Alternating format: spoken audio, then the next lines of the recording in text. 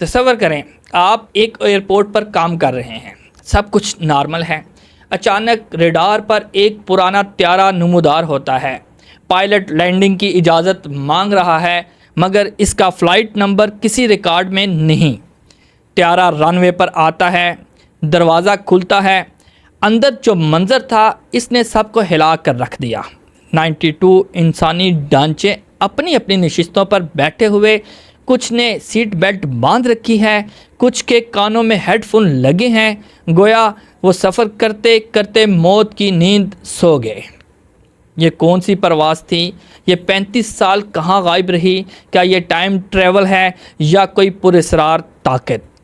ये वाक़या मुबैना तौर पर 1984 1984 में पेश आया। एक मुसाफिर बरदार त्यारा मगरबी जर्मनी से एशिया की तरफ रवाना हुआ। सब कुछ नॉर्मल था, मगर परवाज़ के दौरान अचानक रेडार से गायब हो गया। ना कोई हंगामी सिग्नल, ना कोई सुराग। महीनों तक तलाश जारी रही, लेकिन कुछ नहीं मिला। आखिरकार हकाम ने इस केस को एक हादसा करार देकर बंद कर दिया।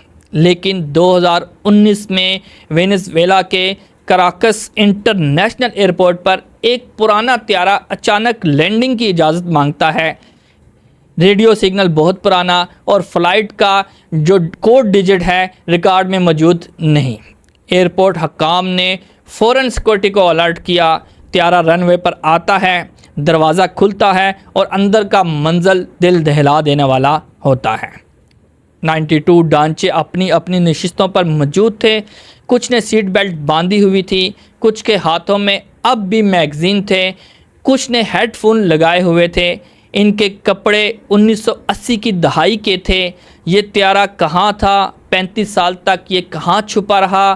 क्या ये किसी टाइम वार्म में फंस गया था? क्या ये बरमूदा ट्रायंगल का कोई राज है या कोई ऐसी हकीकत जिससे इंसानियत आज तक अनजान है?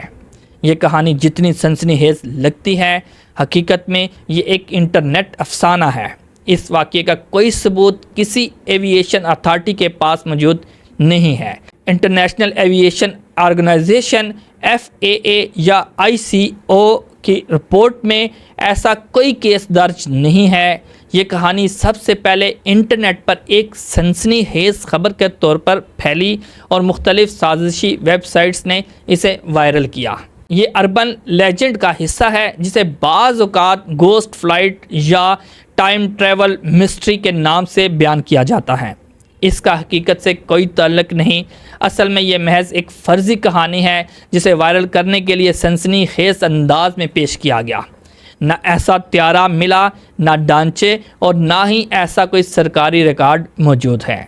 तो ये थी हकीकत। लेकिन सवाल ये है कि हम ऐसी पुरअसरार कहानियों पर क्यों यकीन कर लेते हैं? क्या हमें सच जानने से ज़्यादा सनसनी में मज़ा आता है? कमेंट्स में बताइएगा कि आपको ये कहानी कैसी लगी। क्या आपने इसके बारे में पहले कहीं पढ़ा और सुना था? लाजमी बताइएगा।